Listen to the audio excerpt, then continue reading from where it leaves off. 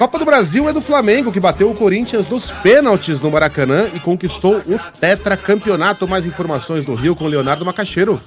O técnico Dorival Júnior elegeu o jogo contra o Atlético Mineiro como o momento da arrancada para o título da Copa do Brasil. O técnico rubro-negro reconheceu que os 2 jogos das finais foram muito disputados e ressaltou o espírito de luta do Flamengo, que conquistou o tetracampeonato da Copa do Brasil nos pênaltis contra o Corinthians no Maracanã. Ninguém mais acreditava que talvez pudéssemos ter alguma coisa positiva ao longo do ano. E a partida com o Atlético Mineiro lá dentro do Mineirão começou a mudar muito desse contexto. Mesmo perdendo a partida, eu senti uma equipe já começando a encontrar um caminho, começando a buscar soluções, e eu acho que foi fundamental aquele momento para que 15 dias depois nos encontrássemos novamente aqui dentro do Maracanã e mudássemos, em definitivo, o contexto do que vinha acontecendo. Flamengo até morrer. Parabéns à torcida flamenguista. Daqui a pouquinho massa flamenguista, a gente volta ao assunto depois da propaganda eleitoral. Consagrado no gramado, sempre amado, mais plotado do Flamengo é o Ai Jesus.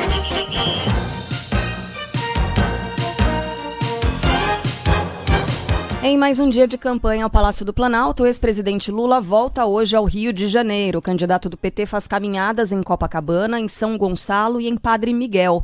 Ontem, Lula participou de um evento com evangélicos em São Paulo. Esteve no Rio Grande do Sul também. Na capital paulista, o petista divulgou uma carta em que se diz contra o aborto, exalta a importância da família e nega que vá fechar igrejas. Jean Costa. O candidato do PT, Luiz Inácio Lula da Silva, esteve em Porto Alegre cumprindo agenda de campanha. De cima de um carro, o ex-presidente circulou por ruas da região central da capital gaúcha e saudou os porto-alegrenses. Lula esteve acompanhado de seu vice, Geraldo Alckmin, além dos petistas Dilma Rousseff, Olívio Dutra, Paulo Pimenta e Edgar Preto. O final do ato político aconteceu na Praça da Matriz, onde Lula, Alckmin e aliados discursaram para os apoiadores. Em coletiva de imprensa, o candidato à presidência da República foi questionado sobre em quem votaria no Rio Grande do Sul para governador. Na resposta, Lula disse que não votaria em Onyx Lorenzoni, do PL. Eu acho que o povo sempre tem que escolher aquela pessoa mais democrática, aquela pessoa mais razoável, aquela pessoa mais sensível aos problemas sociais. Nesta quinta-feira, Jair Bolsonaro participa de um encontro com influenciadores em São Paulo, se reúne com prefeitos de municípios paulistas e também concede entrevista mais um podcast. Ontem, o presidente permaneceu em Brasília e recebeu novos apoios. Fala, João Pedro Melo. O presidente Jair Bolsonaro segue em busca de apoios para o segundo turno das eleições. Ao longo dessa quarta-feira, ele mesclou agendas de campanha com as agendas presidenciais. O chefe do executivo foi questionado sobre o resultado da auditoria feita pelas Forças Armadas nas urnas eletrônicas. Bolsonaro se irritou e destacou que não existe auditoria, e sim um relatório sobre esse tema. Olha, as Forças Armadas não fazem auditoria. Então lançaram equivocadamente, a Comissão de Transparência Eleitoral não tem essa atribuição. Então, furada, fake news. Lula se mantém estável, Jair Bolsonaro oscila 1 ponto para cima e os dois aparecem tecnicamente empatados na mais recente pesquisa divulgada pelo Datafolha. O petista surge agora com 49% das intenções de voto contra 45% do presidente, que na semana passada tinha 44%. Na margem de erro, que é de 2 pontos percentuais para mais ou para menos, há aí uma situação de empate técnico do limite. Lula fica entre 51% e 47% e Bolsonaro entre 43% e 47%. Estatisticamente é improvável que os dois estejam de fato empatados, né, no retrato de hoje, nas intenções de voto, que, lembrando, não é uma previsão do que vai acontecer no próximo domingo. Mas, estatisticamente, sim, dá para dizer que os dois estão tecnicamente empatados. É a primeira grande pesquisa, o primeiro grande instituto que mostra uma situação dessas. Brancos e nulos somam 4%, 1% não sabe ou não respondeu. Considerando só os votos válidos, mais uma vez aí uma situação de empate técnico. Lula tem 52%, Bolsonaro 48%. Em São Paulo, segundo o Datafolha, Tarcísio de Freitas segue à frente de Fernando Haddad na corrida pelo Palácio dos Bandeirantes. O candidato do Republicanos tem 49% das intenções de voto contra 40% do ex-prefeito e ex-ministro da Educação do PT. Na pesquisa anterior, Tarcísio aparecia com 50% e Fernando Haddad com os mesmos 40%. Brancos e nulos totalizam 8% e 3% não sabem ou não responderam. Margem de erro é de 2 pontos percentuais. Para mais ou para menos, em votos válidos, excluindo brancos e nulos, Tarcísio tem 55% e Haddad tem 45%. Vamos lá, no Amazonas, Wilson Lima aparece à frente de Eduardo Braga em uma nova pesquisa divulgada pelo IPEC. O governador e candidato à reeleição pela União Brasil aparece com 53% das intenções de voto contra 41% do senador do MDB. Brancos e nulos somam 4% e 2% não sabem ou não responderam. Considerando apenas os votos válidos, Wilson Lima tem 56% e Eduardo Braga 44%. As pesquisas completas você ouve ao longo da nossa programação. O Ministério da Defesa diz ao Tribunal Superior Eleitoral que só vai divulgar o relatório de fiscalização das urnas eletrônicas após o segundo turno. A resposta foi dada depois de o presidente do TSE, Alexandre de Moraes, abrir um prazo de 48 horas para que a pasta apresentasse o resultado de uma eventual auditoria feita no primeiro turno. Ontem, o Ministério da Defesa esclareceu que o trabalho é feito por militares da Marinha, Exército e Aeronáutica e que não é possível entregar um relatório parcial. Afirmou ainda que nenhum documento de avaliação do sistema eleitoral foi enviado a qualquer candidato até o momento. O STF forma a maioria e confirma a decisão que autoriza as prefeituras a oferecer transporte gratuito aos eleitores no segundo turno das eleições. A decisão, no entanto, caberá a cada município. Na última terça-feira, o ministro Luiz Roberto Barroso afirmou que a prática não pode levar à punição de prefeitos ou gestores por crimes eleitorais ou de improbidade administrativa. Acompanharam o voto do relator Edson Fachin, Carmen Lúcia, Dias Toffoli, Luiz Fux, Ricardo Lewandowski e Alexandre de Moraes. Na Bahia, o Ministério Público do Trabalho vai investigar o caso do patrão que orientou funcionários a filmar o voto. Fala aí, Micoano. O empresário Adelar Eloy Lutz, denunciado após pedir que funcionárias filmassem o voto com o celular preso no sutiã, afirma que tudo não passou de uma brincadeira que também teria sido feita por outros membros do grupo em que ele divulgou os áudios. Um pessoal do Tocantins tinha me mandado vários vídeos em áudio e eu mandei essa coisa para várias pessoas. E aí explicando, conversando, digo, Tocantins já começou, que realmente eu daria razão. E nesse ele falou, tinha tirado uns. Depois, esse vídeo, não sei, esse áudio, não sei como foi parar em outros lugares. Eu jamais ia fazer isso. Então agora só porque a gente brinca, coisa, botava fora, também bota e tal. A informação foi dada por ele ontem em vídeo publicado na internet. Segundo a denúncia, um empresário do setor do agronegócio do oeste da Bahia é responsável por áudios compartilhados, onde ele coage funcionárias a votar no presidente e candidato à reeleição Jair Bolsonaro. Ele ainda fala que vai pôr para fora quem não cumprir a determinação.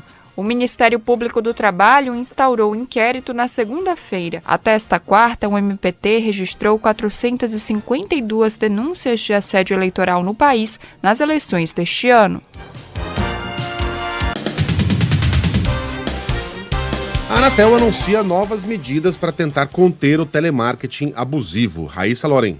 A partir de novembro serão bloqueadas as empresas que gerarem ao menos 100 mil chamadas curtas por código de acesso em um dia. Além disso, a Agência Nacional de Telecomunicações também determinou que as operadoras criem um portal público para que o usuário consulte os números e identifique a empresa titular. As medidas foram anunciadas nesta terça-feira. Em junho deste ano, a agência determinou que todas as empresas de telemarketing adotassem o prefixo 0303.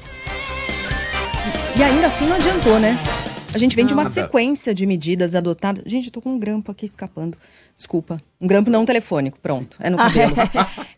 Mas é impressionante, né? A quantidade de medidas na tentativa de conter o telemarketing abusivo que, no final das contas, ainda não conseguiram dar conta dessa chatice, dessa importunação.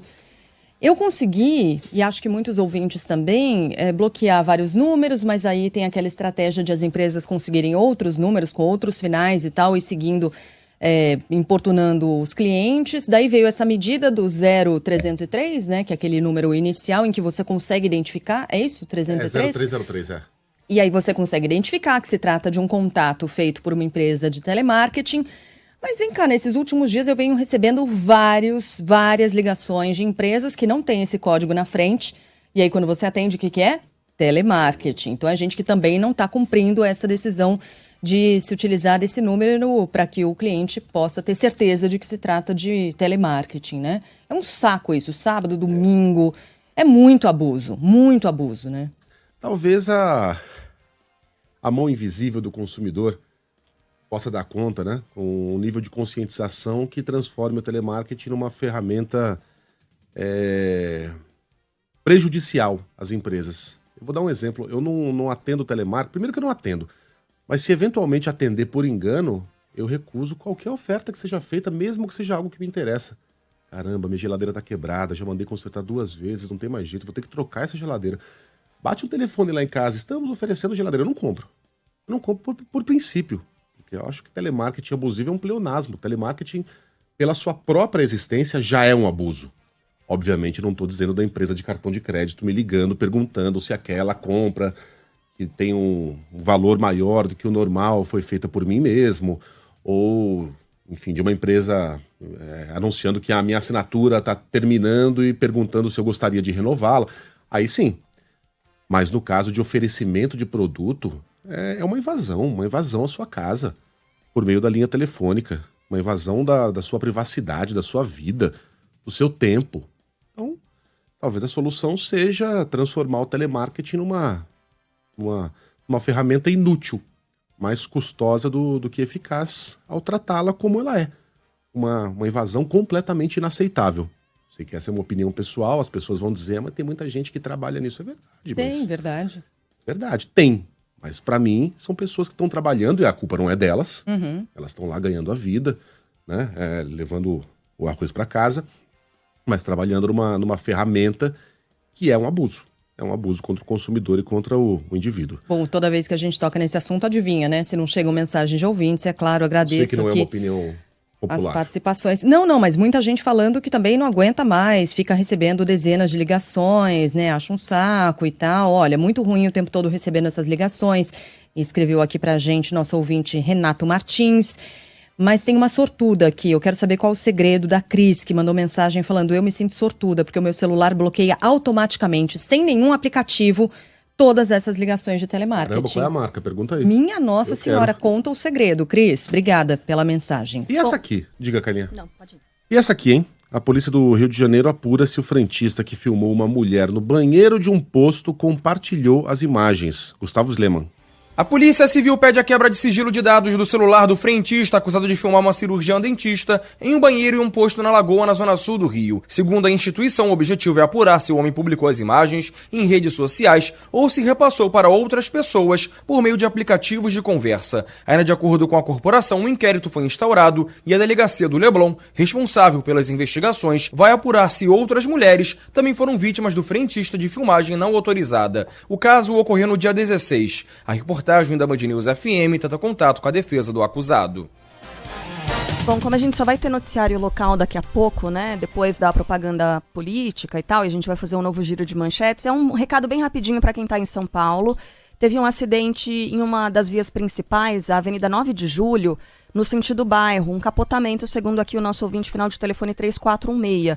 Então isso já está provocando muito congestionamento no corredor norte-sul também, que é um dos corredores expressos mais importantes da cidade de São Paulo. Sentido bairro, então a coisa já está pegando bem no centro de São Paulo e daqui a pouco chega lá para a Zona Norte, né? Já perto do Anhembi. Então é um recado rápido, quando a gente estiver no noticiário local a gente volta a falar sobre isso, mas se você estiver em São Paulo, ouvindo a Band News FM pelo aplicativo, desvie desse caminho. Olha, o cara devia estar numa velocidade espantosa, porque a 9 de julho, para quem não sabe, é uma via reta, em que nesse horário você não consegue acelerar muito, porque já tem muita gente, já tem bastante trânsito. Depois do viaduto 9 de julho. Entre o 9 de julho e o viaduto Júlio de Mesquita Filho, foi onde ele bateu, né? Um pouco depois da saída do corredor norte-sul. E aí já viu como as coisas ficam.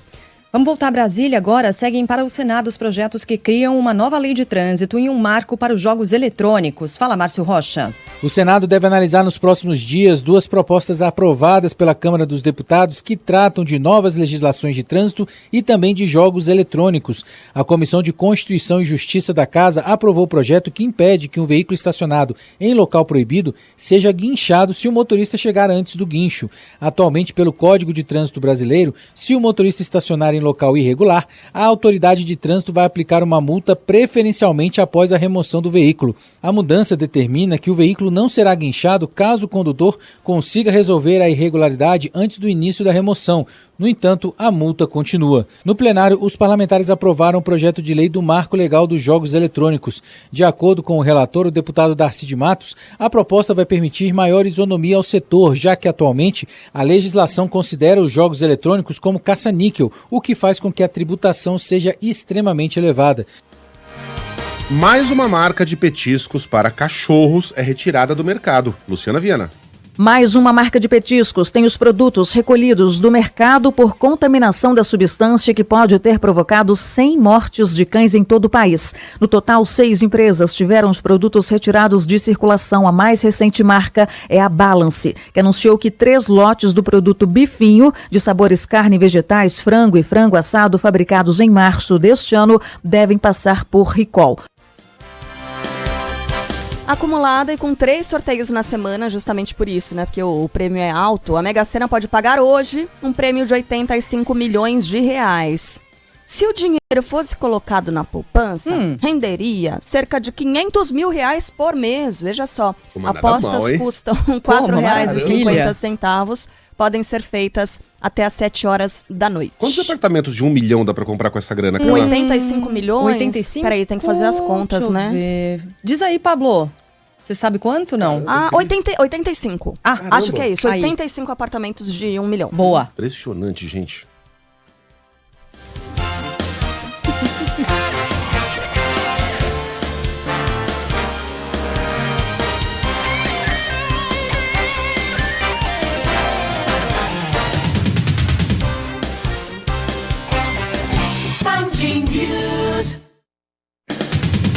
Acabou!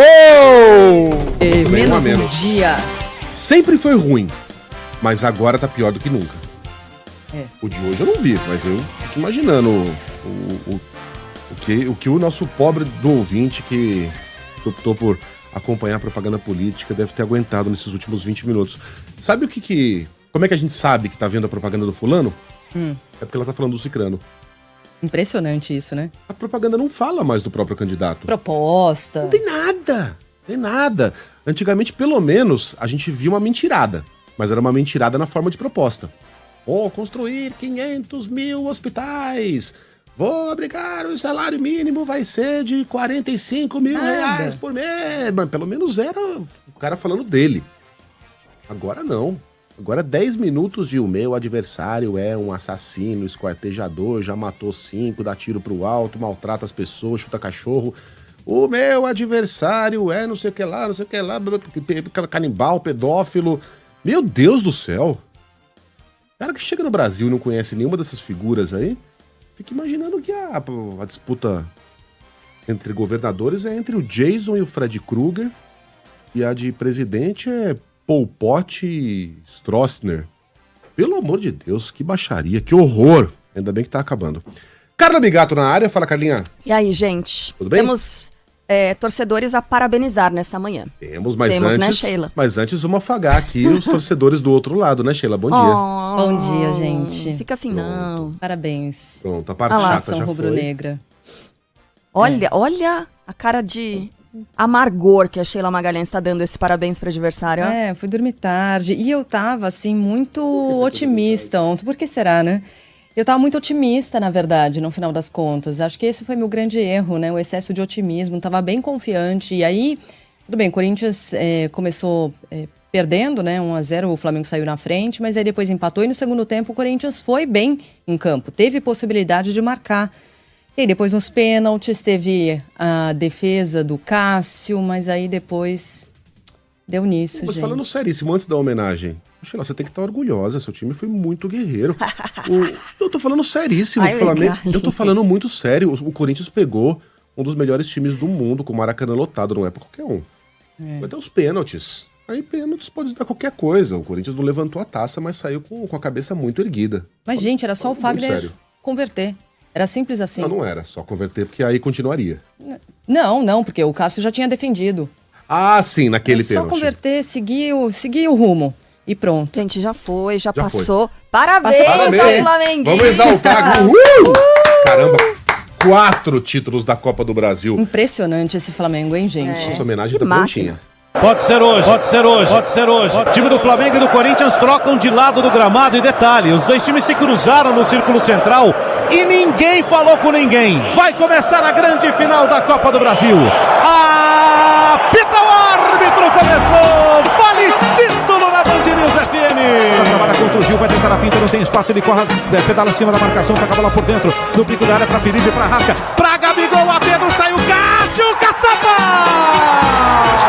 Isso aqui é Flamengo! Flamengo! Ouça o Maracanã!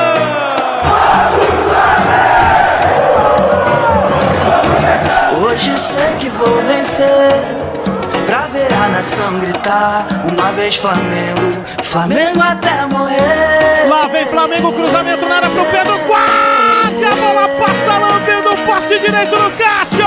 Vem bola pra Rascaeta pra matar o jogo, Cássio! Bola no centroavante, a bola subiu, foi pra área, Pedro de cabeça ajeitou, vem Gabigol pra fora! Isso aqui é Flamengo! 1, 2, 3, 4, 5 passes e o Flamengo na cara do Cássio Macaxeiro! Limpo pra Matheus Vital, levantou, bola meio altura, calcanhar do Fábio Santos, sobrou na área, que é Sapa!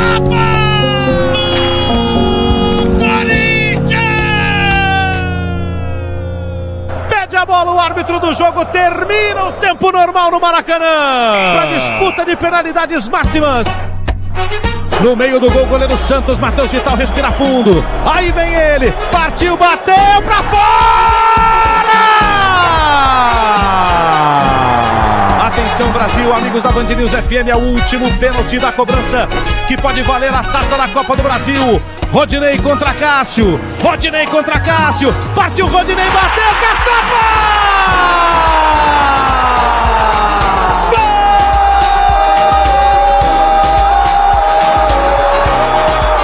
Isso aqui é Flamengo! Explode o Maracanã! Urubu que voa alto, brilha com talento e faz a massa vibrar, faz a massa enlouquecer! Vai ser erguida a taça da Copa do Brasil! Flamengo! Tetracampeão da Copa do Brasil! Isso aqui é Flamengo! Gostou? Ficou bonito. Que linda, ficou muito fofa essa chamada, adorei. Boa.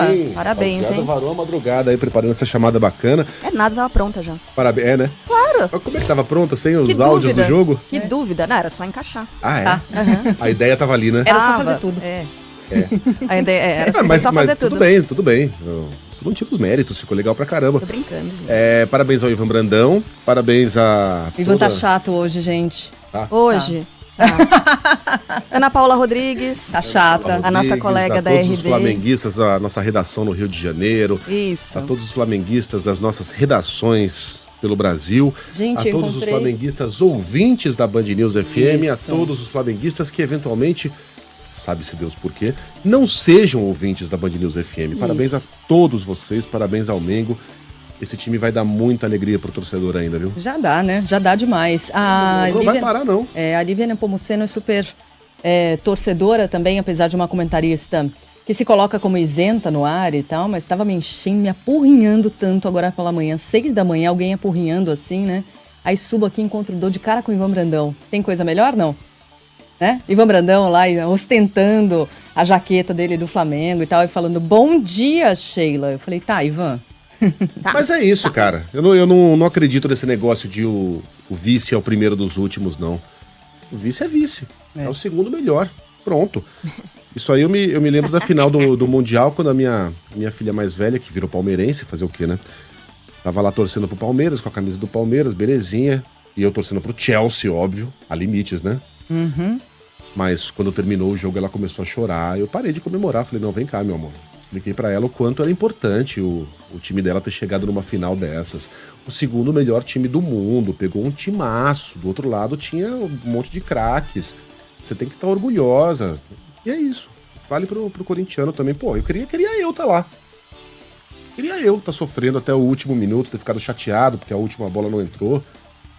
Isso aí, gente. Só um pode ganhar. Ganhou o melhor mesmo. O Corinthians fez um papel muitíssimo digno. Que venha a Libertadores da América. Esse Mengão aí ainda vai levantar mais taça esse ano. Vambora! Todo mundo já foi apresentado, o Mengo já foi homenageado, só falta ele, meu galo. Tá com o bumbo? Faltando 10 dias para a eleição, Lula e Jair Bolsonaro focam as campanhas no Sudeste. O candidato do PT participa de atos no Rio de Janeiro e o presidente de encontros em São Paulo. Ontem, Jair Bolsonaro permaneceu em Brasília e recebeu novos apoios. Mais informações com Valteno de Oliveira. O presidente Jair Bolsonaro passou o dia em Brasília e dividiu a agenda entre compromissos oficiais e de campanha. Pela manhã, recebeu parlamentares de Goiás e, à tarde, prefeitos do Norte e Nordeste que vieram declarar apoio à reeleição. Ao lado de Paulo Guedes, ministro da Economia, Jair Bolsonaro agradeceu e disse que a redução do ICMS e do IPI contribuíram para melhorar a vida das pessoas. Deixo claro que nós sempre tratamos com respeito os municípios de todo o Brasil, independente da posição político-partidária de cada prefeito. E nós sempre dispensamos recursos aos mesmos, de modo que há 2 anos não se tem notícia de atraso em pagamento ou parcelamento de 13º. Além da transferência de fundos constitucionais cada vez mais sendo ampliada. É a nossa política de menos Brasília, mais Brasil. No fim do dia, em entrevista para um site de notícias, Jair Bolsonaro voltou a falar dos avanços na área da economia. As redes sociais do presidente e dos apoiadores dele continuam repercutindo o debate do segundo turno na Band no último domingo. Hoje, focaram no momento em que Jair Bolsonaro acusa Lula de não ter tido uma posição contrária ao fechamento das igrejas e templos durante a pandemia. Lula, durante a pandemia, fechar igrejas. Muitos governadores do teu partido, você não falou nada. Igreja não se fecha nem em tempo de guerra. E você permitiu que seus governadores fechassem igreja, Lula. Que respeito você tem para com as religiões? Nenhum. Nesta quinta, o presidente Jair Bolsonaro faz campanha em São Paulo, maior colégio eleitoral do país. Ao lado de Tarcísio de Freitas, candidato a governador, o presidente terá encontro com apoiadores pela manhã e à tarde se reúne com prefeitos e vereadores no estádio do Canindé, da Portuguesa. Lula se encontrou com religiosos em São Paulo e aí depois viajou para Porto Alegre. Quem traz as informações do candidato do PT é Caian Messina. Lula orou, participou de um culto e foi abençoado por pastores. Essa foi a maior sinalização da campanha aos evangélicos até agora. Uma reunião com cerca de 200 líderes religiosos, seguida pela divulgação de uma carta com compromissos para esse segmento da população. Lula afirmou que é pessoalmente contra o aborto. Ressaltou que as decisões a respeito do tema são do Congresso. Exaltou a importância da família, do trabalho dos pastores e da fé. Ele negou que vá fechar igrejas e, na carta, afirmou que ataques com o uso da religião não podem ser armas eleitorais. O comando da campanha espera que o gesto de Lula aumente em pelo menos 20% o número de votos entre os evangélicos. A intenção da carta é também diminuir a rejeição do ex-presidente nessa parcela da população. Uma família, quando sai de casa para ir para uma igreja, seja ela católica ou evangélica, a pessoa não vai para escutar um discurso político, a pessoa vai para orar. A pessoa vai para assumir mais compromisso com Deus, mais compromisso com a sua família. Lula segue na estratégia desenvolvida depois do debate na Band, do que auxiliares chamam de ataques propositivos. No fim do dia, Lula esteve em Porto Alegre para uma caminhada. O ex-presidente afirmou que não pretende divulgar novas cartas com o objetivo de se aproximar de outros setores, como o agronegócio, e ressaltou que, se for eleito, não vai faltar crédito para o homem do campo. Naquele tempo eles compravam as coletadeiras que eles têm hoje, aquelas máquinas enormes que você vê na televisão, pagando 2% de juros ao ano. Hoje eles estão pagando 18% de juros ao ano. O problema do agro conosco não é problema de dinheiro. Pode ser um problema ideológico, pode ser um problema de concepção. Nesta quinta, Lula segue para o Rio de Janeiro.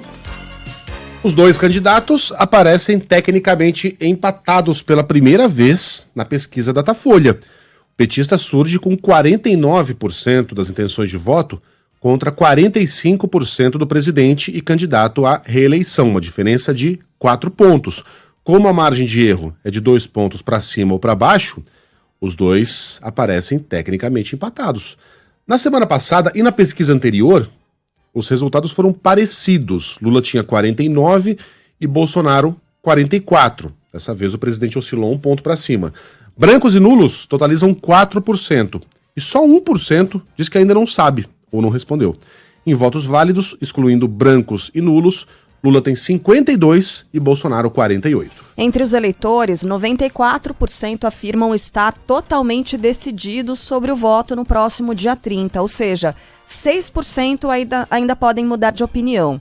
Entre os decididos, o índice é de 95% entre os que votam em Jair Bolsonaro e 94% entre os que declaram voto em Lula. Ainda de acordo com o Datafolha, 2% dos entrevistados afirmaram ter mudado de ideia sobre o voto após o primeiro debate do segundo turno na tela da Band. Entre eles, 45% tinham Lula como candidato antes do programa e os demais eram eleitores de Jair Bolsonaro, brancos, nulos ou indecisos. Datafolha ouviu 2.912 eleitores entre os dias 17 e 19 de outubro em 181 municípios brasileiros, índice de confiança de 95%, registro no TSE BR 07340/2022. Em frente. Em ofício enviado ao TSE, o Ministério da Defesa diz que só vai entregar o relatório de fiscalização das urnas depois do segundo turno. Natália Pazzi. O Ministério da Defesa afirma ao Tribunal Superior Eleitoral que só entregará o relatório da fiscalização do processo eleitoral após o fim do segundo turno. A informação foi em resposta à decisão do presidente do TSE, ministro Alexandre de Moraes, que determinou o envio dos documentos à Corte. De acordo com a previsão das Forças Armadas, o relatório só deverá ser entregue em janeiro ou no início de fevereiro. Na última quarta-feira, o presidente Jair Bolsonaro foi questionado sobre o assunto e evitou falar sobre a fiscalização das Forças Armadas no primeiro turno das eleições. Bom, com a palavra o TSE, né? Já que o Ministério da Defesa, que tinha 48 horas para entregar esse relatório, disse que não vai entregar. O documento foi apresentado à corte depois de uma intimação. O documento seria entregue depois dessa decisão, intimação do presidente do TSE, Alexandre de Moraes. Agora, o relatório conclusivo, portanto, será encaminhado somente após o término do processo. Como fica agora? O TSE diz o que exatamente? Já que o prazo era de 48 horas e o Ministério da Defesa diz que só depois do segundo turno. Ora, não era esse relatório feito com base no que aconteceu no primeiro turno? Por que esperar o segundo turno? Vamos esperar o TSE se manifestar a respeito disso para a gente ver os próximos passos. Alexandre de Moraes se reúne com plataformas e fala em desastre ao citar as fake news no segundo turno. Rafael Procópio. O presidente do Tribunal Superior Eleitoral e ministro do STF, Alexandre de Moraes, afirmou que o combate às fake news ficou mais difícil após a definição do segundo turno. A fala foi feita durante uma reunião nesta quarta-feira com representantes das principais plataformas digitais, como Google, a Meta, composta por Facebook, Instagram e WhatsApp, TikTok e outros. Além disso, Moraes afirmou que por conta dessa maior propagação de notícias falsas, a Corte Eleitoral vem tomando medidas mais duras para combater essa prática. No encontro, também foram discutidas formas de aprimorar o enfrentamento às fake news, além de um pedido do ministro por vigilância total sobre esse tema na reta final da campanha eleitoral. A maioria do STF vota por autorizar o transporte público gratuito no segundo turno das eleições. A decisão será de cada prefeitura. Márcio Rocha. A maioria dos 11 ministros do Supremo Tribunal Federal acompanhou o entendimento do ministro Luiz Roberto Barroso, que autorizou prefeituras e empresas de ônibus a oferecerem transporte público gratuito no segundo turno das eleições, marcado para o próximo dia 30. Na decisão, Barroso defendeu que a medida não pode ser considerada um ato de improbidade administrativa ou crime eleitoral e que visa garantir condições para que o direito ao voto seja exercido. Além disso, justificou também que a decisão foi tomada em meio à desigualdade social extrema no país e no contexto de empobrecimento da população. Dessa maneira, prefeituras e empresas não serão punidos caso ofereçam o serviço. Até agora, pelo menos 12 capitais já anunciaram, seus prefeitos, que vão oferecer tarifa zero no segundo turno. Entre elas, Manaus, Porto Alegre, Rio de Janeiro, Vitória, Fortaleza e Florianópolis.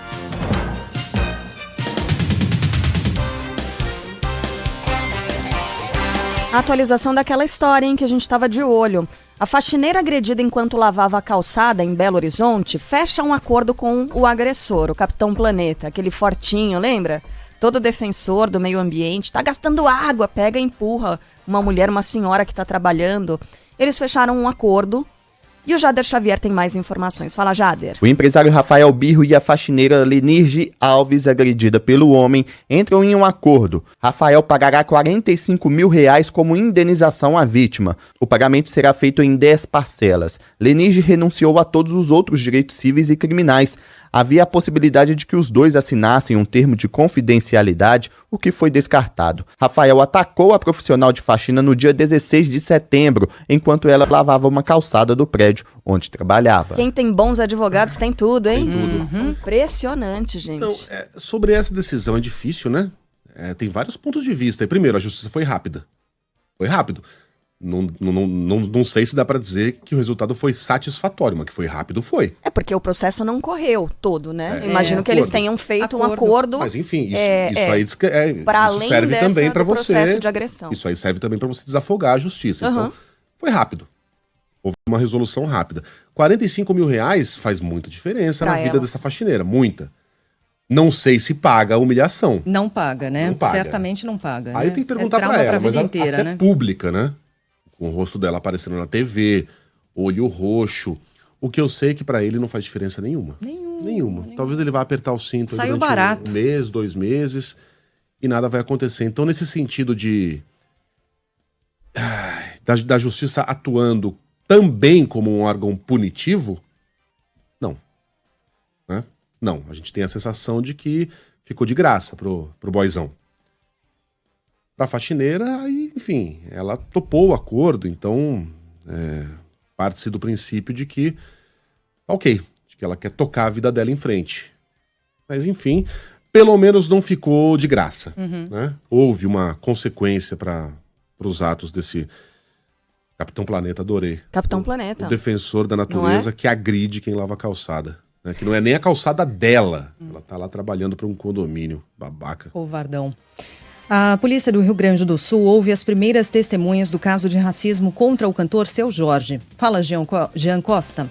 A Polícia Civil começou a ouvir as testemunhas na investigação de racismo contra o cantor Seu Jorge. O objetivo é identificar os autores das ofensas registradas em vídeos gravados no Clube Grêmio Náutico União. A investigação busca coletar mais imagens do dia para que o inquérito tenha uma base robusta de informações para avançar no esclarecimento do caso. O presidente do clube apresentará sua versão dos fatos à polícia hoje. No entanto, em um áudio vazado, ele critica o cantor por ter feito um gesto político no show. E ele fez um sinal político ali, que até está fotografado, documentado. E, ao que me parece, foi uma falta de decoro, de respeito dele para com o público dele, da maneira como ele veio trajado, que não era adequada, né? Mas é artista. E depois disso, fumando no palco, daí me disseram que era uma outra substância. O Grêmio Náutico União cedeu as imagens do dia do show para os investigadores.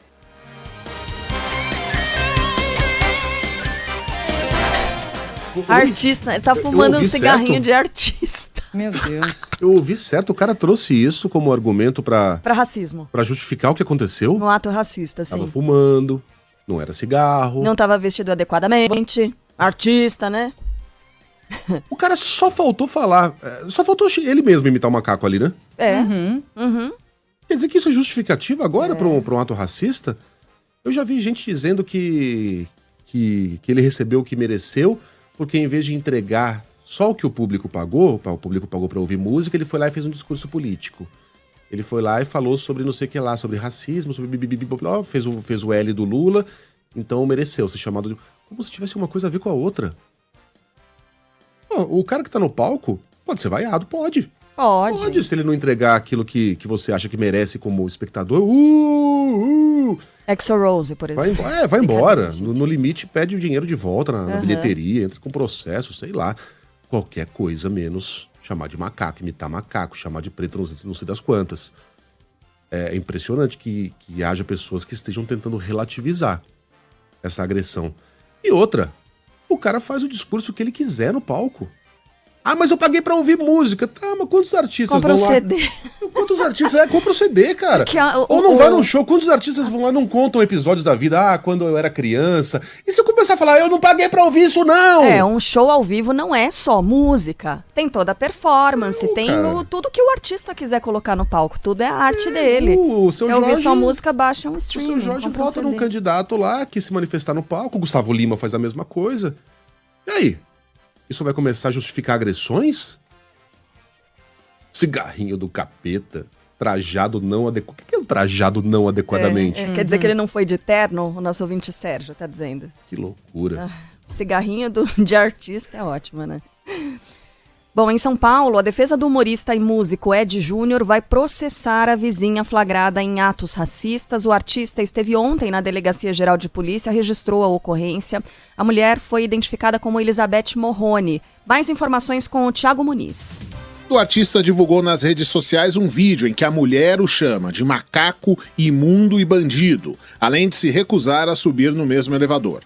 A advogada Carol Novaes, que acompanhou Ed Júnior na delegacia, promete processar a vizinha do humorista e diz que ela cometeu uma série de crimes. A gente vai entrar nos âmbitos civil e penal. Agora a gente estava reunindo provas e esperamos que mudemos mesmo, porque ela fez vários crimes com ele, que foi difamação, calúnia, injúria racial e o racismo. A mulher, identificada como Elizabeth Morrone, nega as agressões. Ontem, Elizabeth Morrone se pronunciou pela primeira vez. Meu dentista é negro, meu contador é negro, quem me ensinou a dirigir é negro, o meu ídolo é o Hamilton, é negro. Então, eu nunca fui racista. Não é possível. Sempre a mesma Meteu essa Cara, coisa. posso voltar pra cama? Meteu essa? Sempre Sério? a mesma coisa. Tenho até amigos que são. Meu dentista é negro, meu contador é negro, quem me ensinou a dirigir é negro, o meu ídolo é o Hamilton, é negro. Então, eu nunca fui racista. Quem me ensinou a dirigir? O que ela fez foi o quê? Ai, cara. Ontem eu às vezes tenho vontade de desligar o rádio, de não abrir mais o jornal, mas não há alternativa, né? Infelizmente não tem opção.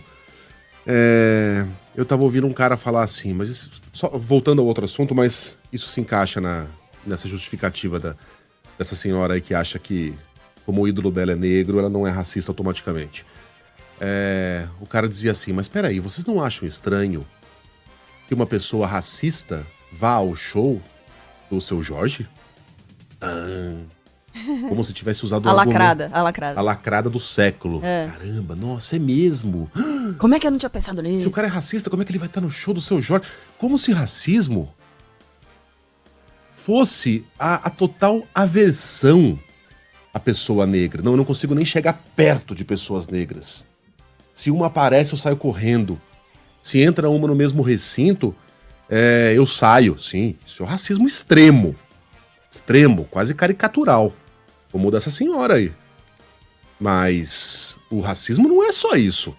É você ter dentro de si a concepção de que aquela pessoa, por ser negra, é inferior. Que o lugar dela não é ali onde você tá. Pode ser no mesmo ambiente que você, varrendo o chão. Pode ser no mesmo ambiente que você, limpando o vidro. Te servindo de alguma forma. Te servindo forma. café de alguma forma. Você convive com essas pessoas. Sim, essa pessoa pode te ensinar a dirigir. Eventualmente pode ser seu ídolo, porque é um grande piloto. Embora seja... Tá lá, né? Não é que Tá você lá vai no ter Reino uma Unido. aversão completa. Esse é o extremo. Mas o racismo assume muitas formas. E essa do eu não sou racista porque tenho amigos negros, É a clássica. O clássico escapismo do negacionismo racista. Uhum. Só piora. Só piora o que já era feio. Eu tenho que registrar a mensagem do Fernando Amaral, porque foi assim, perfeita, cirúrgica, como o pessoal costuma usar na internet agora. Ela é uma racista assintomática. É isso. Aflora de vez em quando, né? Mas tá lá dentro. Tá incubado. Perfeito, Fernando. Obrigada pela sua mensagem. Bom, o advogado do condomínio diz que Morrone vai ser multada em R$7 mil. Nesta quarta-feira, moradores do prédio protestaram contra a agressora, segurando cartazes com a inscrição fora racista. Vamos agora acionar o Rio de Janeiro. Um dos maiores traficantes dos anos 90 ganha liberdade no Rio, Gustavo Sileman.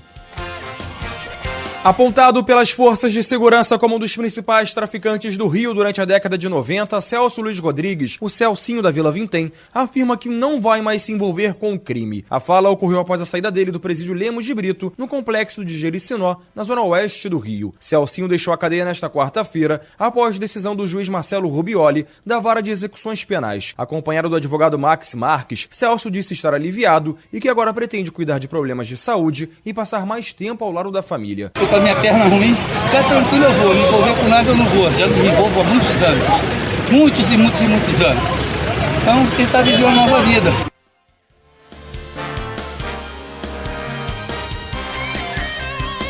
Passa bem o cãozinho que era transportado pela Latam e fugiu, interditando a pista do aeroporto de Congonhas, em São Paulo. Bruno Capozzi. A companhia aérea Latam disse que foi encontrado o cachorro que fugiu durante o desembarque de um voo vindo de Cuiabá no aeroporto de Congonhas no começo da tarde de ontem. O cão ficou solto no pátio e chegou a interditar a pista do terminal por pouco mais de 5 minutos. Por causa disso, 2 voos sofreram atrasos de cerca de meia hora para pousar, de acordo com a Infraero. A Latam, que lamentou o ocorrido, disse que ficou em contato com a dona do pet, prestando a assistência necessária. Coitadinho. Que terror, gente. Que terror. Assustadíssimo, Imagina, né? A gente não sabia onde tá. Aí eu ouvi o barulho de uma turbina de avião que é alto pro... alto. Nossa, pra muito burro. alto. Pra gente, imagina pra eles, né? Coitadinho, que bom que tá bem. Ainda bem. Sabe o que ele fez depois de... Depois de ser capturado? Latam. E você sabe que mudou o nome do aeroporto agora, é Congonhas, né? Que bonitinho! Futebol, com Milton Neves. Oferecimento Perdigão. Manda brasa com Perdigão na brasa. Casa do Construtor. Aluguel de equipamentos. Ligue 0800 200 0217. E Sicredi. Conheça a primeira instituição financeira cooperativa do Brasil. Sicredi. Gente que coopera, cresce.